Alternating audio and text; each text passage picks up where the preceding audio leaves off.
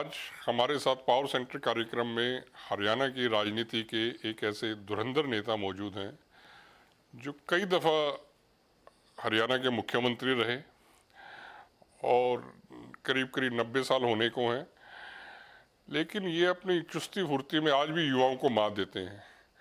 मुझे एक दफ़ा पूर्व मुख्यमंत्री बंसीलाल जी ने इनके बारे में कहा था कि इन जितना मेहनतकश राजनेता पूरी दुनिया में शायद ना हो।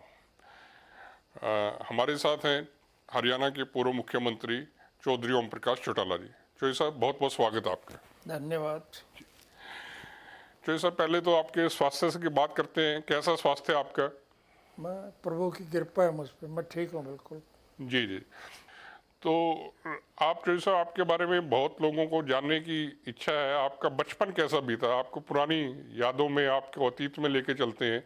किस तरह का बचपन रहा आपका? मैं जन्म से लेकर के अब तक एक सूत्री कार्यक्रम रहा है मेरा। लोगों से मिलना जुलना,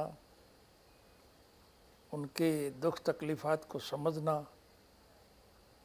अपनी तरफ से हर संभव प्रयास करना कि लोगों को ज़्यादा से ज़्यादा सुविधा मिले। चाहे मैं विपक्ष में रहा, चाहे सत्ता पक्ष में रहा, लोगों से निरंतर संपर्क में रहा। तो चौधरी साहब, जब आप स्कूल में पढ़ते थे, कभी सोचा था आपने राजनीति में आने की तरफ, राजनीति में जाएंगे? राजनीति तो मेरे खून में है। जी सोचने ना सोचने का तो प्रश्न ही नहीं। जी जी। मेरे पूज्य पिताजी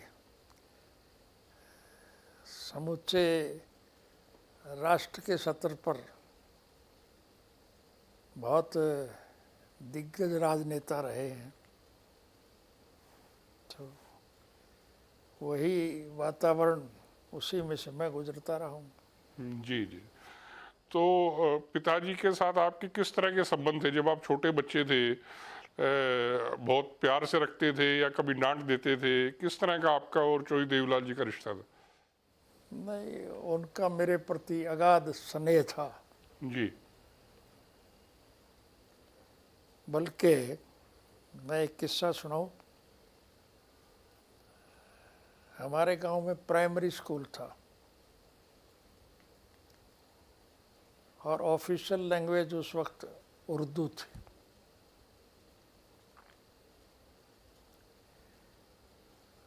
प्राइमरी पास करके मैं संगरिया, हमारे से बॉर्डर लगती है जी जी, राजस्थान में। राजस्थान का, वहाँ जाट हाई स्कूल में मैंने एडमिशन लिया था। वहाँ की ऑफिशियल लैंग्वेज हिंदी थी। जी राजस्थान का सिस्टम था, आज भी है, कि मार्च के एंड में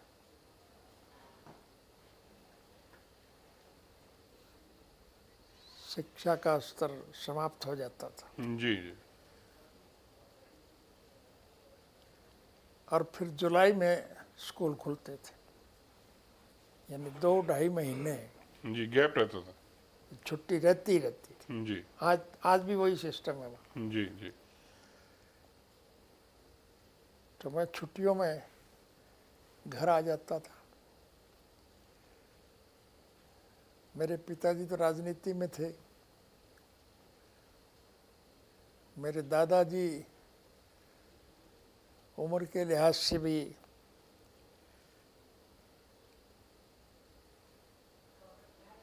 ज़्यादा स्वस्थ नहीं रहते थे। मुझे उनकी सेवा करने का अवसर मिलता था।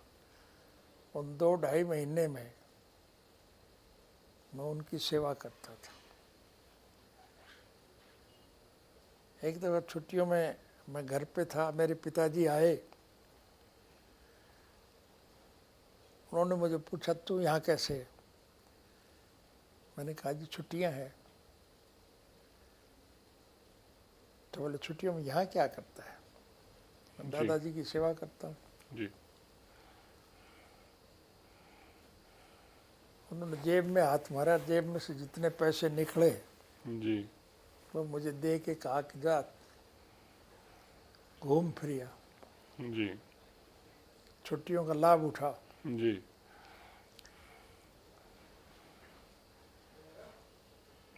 तो मैं मेरे स्कूल टाइम में ही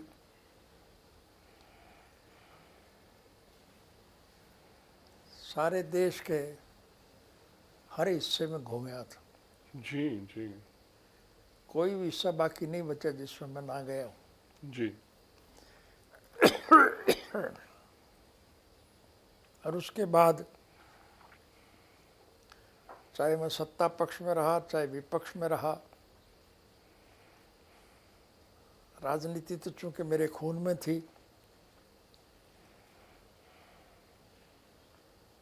इमरजेंसी में पूरे 19 महीने मुझे जेल बिताने पड़े। जी जी।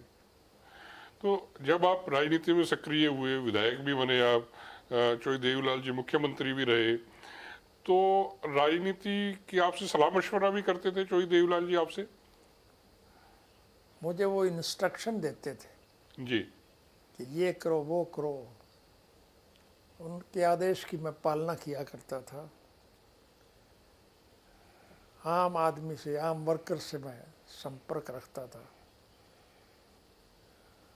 लोकल राजनीति में मैं मेरे पिताजी का अच्छा सहयोगी समर्थक रहा था। जी जी उन्हें कोई दिक्कत नहीं आती थी, जी जी वही मेरी आदत बन गई। जी जैसा मैंने उनके आदेश के मुताबिक शिक्षा के दौरान देश के हर हिस्से में घूमने का काम किया, उसके बाद मुझे वो आदत पड़ गई, मैं विश्व के दूसरे मुल्कों में भी घूम जी गया। जी। कितने कंट्रीज घूम चुके हैं आप अब तक? मैं 152 मुल्कों में अब तक जा चुका हूँ। जी जी जी, बहुत बड़ी बात है। सिर्फ 7-8 मुल्क बाकी थे। अगर मुझे अब जेल में ना जाना पड़ता तो मैं सारे कवर कर लेता। जी जी आपको सुन के ताज्जुब होगा कि चाहे मैं मुख्यमंत्री रहा हूँ, लेकिन विश्व भ्रमण में मैंने सरकारी मशीनरी का, सरकारी पैसे का उपयोग नहीं किया था। जी अपने खर्चे पे घूमा था। जी जी मेरी आदत ऐसी थी कि बतौर मुख्यमंत्री के भी मैं अगर रेल में, हवाई जहाज़ में सफ़र करता था तो कभी अपर क्लास में नहीं करता था, जी, इकोनॉमी क्लास में ही आमतौर पे आप सफ़र करते हैं? इकोनॉमी क्लास में। जी वो मेरी आदत बन गई थी। जी उस दिन से मैंने ये सोच करी कि सरकार का पैसा अपने स्वार्थ के लिए नहीं, लोगों की सेवा के लिए खर्च किया जाए। जी हमारे वक्त में आज भी है, प्रजातांत्रिक प्रणाली में जनता के वोट से सरकार बनती है और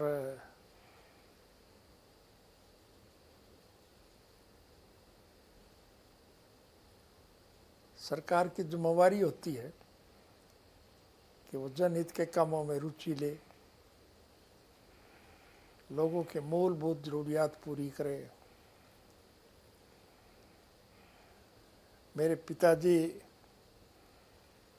ने जन्म से लेके आखिरी सांस तक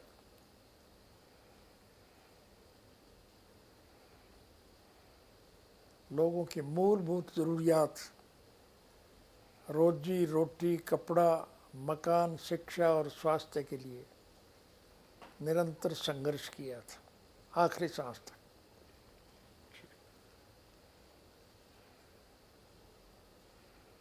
वही चीज़ मेरे खून में आ गई। लोगों के सहयोग और समर्थन से हमें सरकार बनाने का अवसर मिला और मैंने पहला फैसला यही किया कि अब लोगों को सरकार के पास जाने की जरूरत नहीं, सरकार लोगों पर जाएगी। और हमने नीति बनाई, सरकार आपके द्वार। जी जी। उस कार्यक्रम में आपको पता ही है,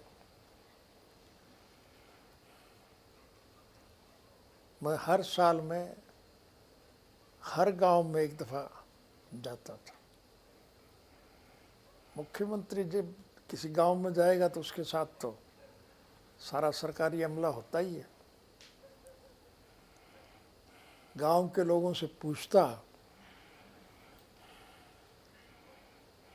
जो कोई मांग गांव के लोग रखते, मैं आदेश देकर के उसको पूरा करता था। आज भी आप किसी से पूछ सकते हैं, किसी गांव में जा कर के लोग आपको यही बताएंगे कि हाँ उस वक्त काम होते थे। बल्कि दो ऐसी मांगें थी जो लोगों ने कभी मांगी नहीं, लेकिन व्यवहारिक ज्ञान के आधार पर मैंने बिन मांगे ही वो मांग पूरी की। हमारे कस्टम में है कि किसी की मृत्यु हो जाए तो हम उस डेड बॉडी को दाह संस्कार करने के लिए शमशान में ले जाते हैं। जलाने की प्रथा है हमारे।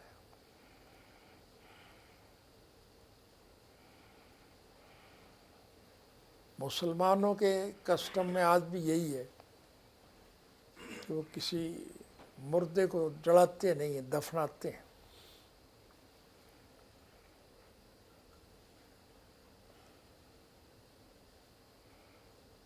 किसी बूढ़े बुजुर्ग की मुसलमान कस्टम्स में अगर मृत्यु हो जाए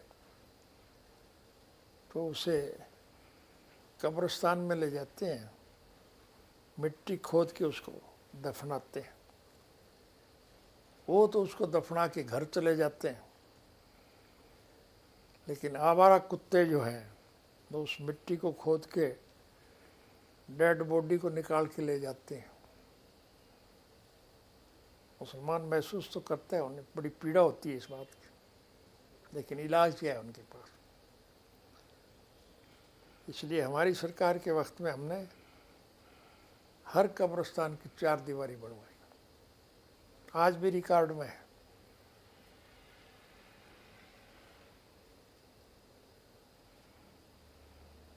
किसी हिंदू की अगर बारिश के दिनों में मृत्यु हो जाए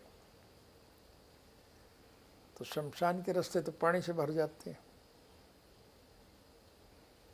पानी भरता है, कीचड़ हो जाता है। किसी की मृत्यु हो जाए तो उसको वहां ले जाने में दिक्कत तो आती है। डेड बॉडी को घर में हम रख नहीं सकते।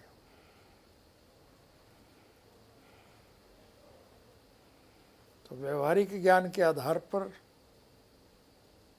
हमने निर्णय लिया कि हर कब्रिस्तान में पक्की सड़क बनाई जाए। जी।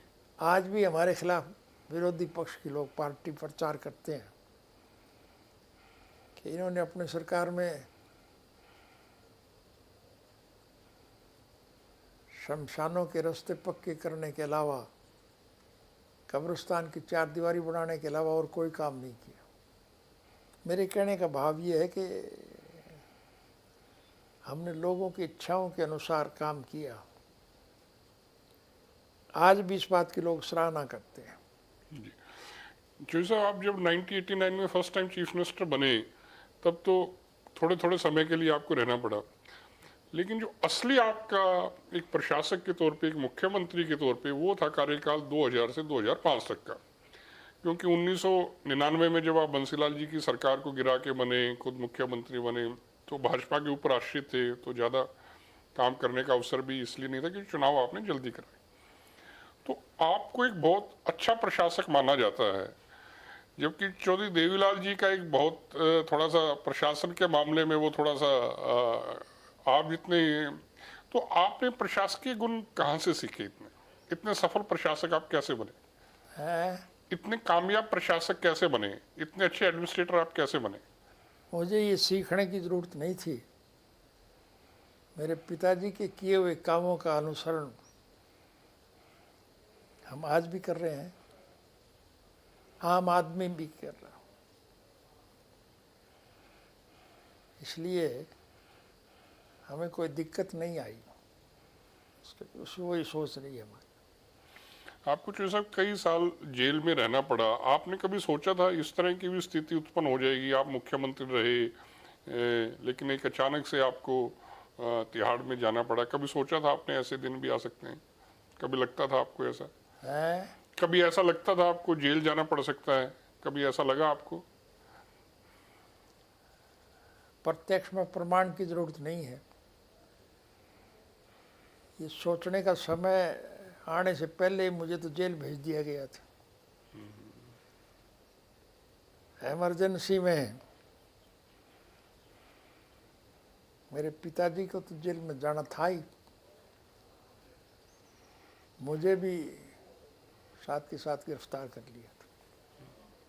तो वहाँ समय कैसे व्यतीत करते थे आप? तो 24 घंटे लोगों के बीच में रहने वाले आदमी, बड़े सक्रिय, इतने आप दिन में बहुत लोगों से मिलते हैं, लेकिन वहाँ का जीवन तो बिल्कुल ही एक अलग।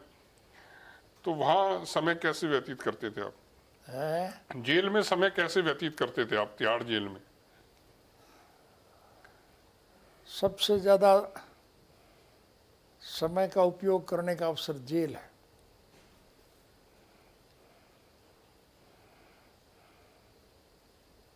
मैं आपको पुरानी बात बताऊं,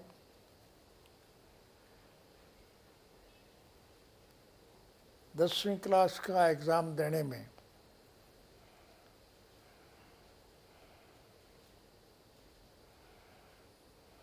मुझे 10वीं के इम्तिहान में 3 दफ़ा मैं फेल हुआ हूँ। जेल ऐसी जगह है जहाँ मुझे 10वीं करने का अवसर मिला, 12वीं करने का भी अवसर मिला। अब भी मैं कोई सराहना की दृष्टि से नहीं, मुझे जेल का डर नहीं है, बल्कि ये समझता हूँ कि एक दफ़ा और जेल हो जाए तो मैं ग्रेजुएट हो जाऊँ। 10वीं और 12वीं दोनों क्लासें मैंने जेल में पास की। जी। तो वहाँ पढ़ते थे आप, अध्ययन करते थे, किताबें पढ़ते थे जेल में? और तो कोई काम ही नहीं था। जी।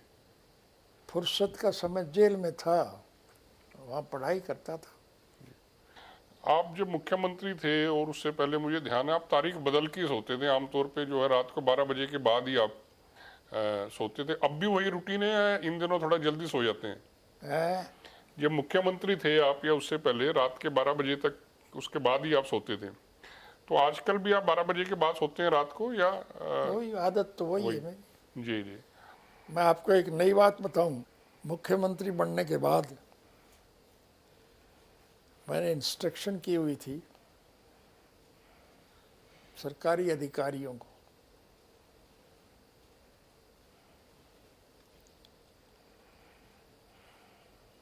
कि आपको अपने सारे दिन की दिनचर्या मुझे बतानी होगी।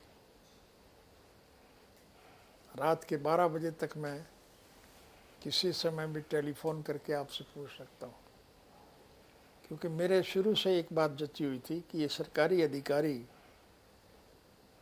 रात को 8 बजे के बाद दारू पी के सो जाते हैं। हमारी सरकार के वक्त में कोई अधिकारी रात को शराब नहीं पीता था। उन्हें यह डर रहता था कि पता नहीं चीफ मिनिस्टर कब बुला ले। आज बिल्कुल उसके विपरीत चल रहा है। अगर कभी ईश्वर ने आपको फिर से कभी मौका दिया हरियाणा का मुख्यमंत्री बनने का, तो क्या काम करना चाहेंगे आप? है क्या काम करना चाहेंगे आप दोबारा, अगर कभी ईश्वर ऐसा आपको मौका दे? बस एक ही सोच है हमारी कि हम स्वर्गीय चौधरी देवीलाल जी के स्वप्न साकार करना चाहें, लोगों की मूलभूत जरूरियात पूरी करें, लोगों को कोई तकलीफ ना हो, ये हमारी सोच है, वो कायम रहेगी। जी सर, आपके परिवार में भी थोड़ा सा अलग अलग हो गए, एक अलग हो गया पक्ष, एक अलग हो गया। आपने कभी सोचा था परिवार में भी इस तरह की नौबत आ जाएगी, जबकि आपने तो बड़ा इंटैक्ट रखा था, बड़ा जोड़ के रखा था परिवार को? नहीं, मैंने हमारे परिवार में मेरी नॉलेज में ही इस किस्म का वातावरण होते हुए देखा है। मेरे पिताजी जब चीफ मिनिस्टर थे, एक ऐसा अवसर आया था कि किसी स्टेट का कोई बाई इलेक्शन था, किसी कॉन्स्टिट्यूंसी का। जी।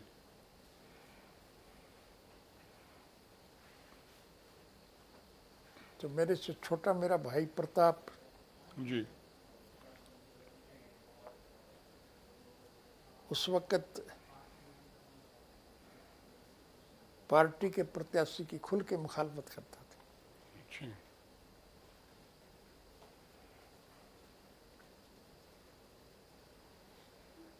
चौधरी साहब जब चीफ मिनिस्टर थे, तो आपको ध्यान है कि रणजीत सिंह उस कैबिनेट में मिनिस्टर था, और बतौर मिनिस्टर उसने चौधरी साहब को दगा दे करके खिलाफ हो गया था। तो ये तो पुरानी परंपरा रही है, जी। जी। कोई नई बात नहीं है। आजकल वो पदयात्रा कर रहे हैं, कैसा रिस्पॉन्स मिल रहा है अभय जी की परिवर्तन पदयात्रा को? बहुत अच्छा, आप स्वयं देख रहे होंगे, आपको तो मेरे से ज़्यादा ज्ञान है। लोगों की तरफ से पूरा रिस्पॉन्स मिल रहा है। लोग इस बात को समझ गए कि परिवर्तन यात्रा का मतलब परिवर्तन, सत्ता में परिवर्तन। इसलिए जिस गांव में से यात्रा अगले गांव के लिए निकलती है, वो सारा का सारा गांव साथ हो लेता है। मर्द, औरत, बूढ़ा, जवान, बच्चे, सारे के सारे उस यात्रा में शामिल। और लोग ये समझ गए हैं कि सरकार आएगी, और चूंकि इस सरकार से बहुत दुखी हैं लोग, हर वर्ग का आदमी, हर जातिवादी का आदमी, हर धर्म मजहब का आदमी इस सरकार से दुखी है। तो आपको लगता है अभय जी एक नेता के तौर पे इस यात्रा से और ज्यादा परिपक्व हुए हैं, और ज्यादा उनमें निखार आया है? सबसे ज़्यादा लाभ इस बात का ही हमें मिला कि अभय के खिलाफ बहुत दुष्प्रचार फैलाया गया था कि ये एमएलए को हवाई जहाज में बिठा लेते हैं, फिर पीटते हैं रास्ते में, ये करते हैं, वो करते हैं। एक सोच थी कि बहुत गलत व्यवहार करता है ये। इस पदयात्रा से अभय की छवि निखर करके आई है। वो सारा दुष्प्रचार जो उसके खिलाफ था, वो खत्म हो गया। अब आम आदमी के दिमाग में एक बात है कि ये बहुत अच्छा आदमी है। तो आपसे सलाह मशवरा करते हैं बेटे के तौर पे, आप को क्या लगता है आपकी नीतियों को आगे बढ़ाने में, आपके नाम को आगे ले जाने में सक्षम है वो? हाँ, वो निश्चित रूप से पूछते हैं। ऐसा जो कोई भी अवसर आता है, वो मेरे से परामर्श तो करता ही। जब वो छोटे थे, स्कूल में थे, जब बच्चे थे, तब आपके किस तरह के उनके साथ रिश्ते थे, कैसे संबंध? डांट डांट देते थे आपको भी, शार्ट शूट करते थे तो उनकी पिटाई पुटाई भी कर देते थे? बच्चों की परवरिश करना ये मेरी वाइफ का ही काम था। मुझे तो फुर्सत ही नहीं मिलता था। मैं तो बचपन से ही राजनीति में सक्रिय हो गया था, और चूँकि उस वक्त हम सत्ता पक्ष के खिलाफ थे, तो मेरे खून में थी ये बात। आपका डर भी था बच्चों पे जैसे हरियाणा के माँ बाप खास तौर पे पिता का एक डर रहता है बच्चों के ऊपर, या आपका दोस्ताना रहता था जब कभी मिलते थे उनके साथ? अभी जो मैंने बताया आपको जी। कि बच्चों से मेरा विशेष लगाव था, प्यार था, प्रेम था। मुझे जब भी घर आता, तो मेरी आदत सिर्फ अपने बच्चों तक नहीं, औरों के लिए भी है कि मेरी जेब में जितने भी कोई पैसे होते हैं मैं उस काम में खर्च करता हूँ। जब जैसे साहब आप मुख्यमंत्री बने तो जो मौजूदा प्रधानमंत्री हैं नरेंद्र मोदी जी, वो भाजपा के प्रभारी होते थे, तो आपको कभी लगता था कि इतना आगे जाएंगे? गुजरात के मुख्यमंत्री बने, फिर भारत के प्रधानमंत्री भी बने, कभी आपको लगता था इनके बारे में कि इतना राजनीति में आगे जाएंगे नरेंद्र मोदी? मैं जब चीफ मिनिस्टर था,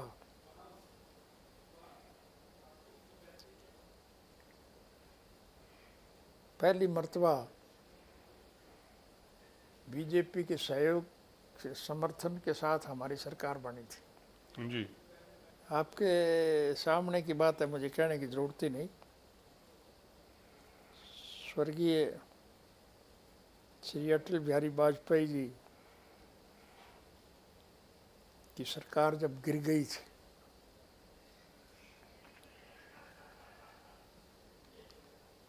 फिर जब दोबारा चुनाव हुए, तो हमने अनकंडीशनल बीजेपी का समर्थन किया था। जी।